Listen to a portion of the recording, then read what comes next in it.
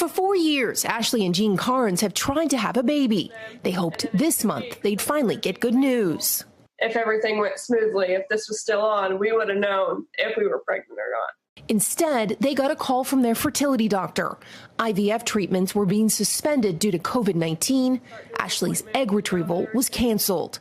The medications to stimulate egg production arrived the next day. It was heartbreaking.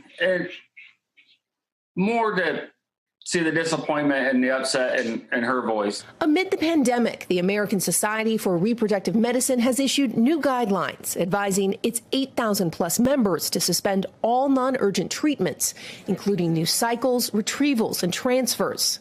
Dr. Zarak Khan at the Mayo Clinic, who does not treat the Carnes, made tough calls to his own patients. It's probably some of the hardest things I've done in my career. Dr. Khan and his division are now connecting virtually with those patients, assuring them of plans to tackle the growing backlog of cases as soon as the guidelines are amended.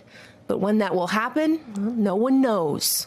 This is really a punch in the gut for them. But fortunately, the more I'm talking to patients, the more people are understanding the gravity of the situation. The Carnes say they understand and respect the new guidelines, but like many in their situation, are simultaneously devastated. Their long wait, we were so close, is now extended indefinitely. Hey, NBC News viewers, thanks for checking out our YouTube channel. Subscribe by clicking on that button down here and click on any of the videos over here to watch the latest interviews, show highlights, and digital exclusives. Thanks for watching.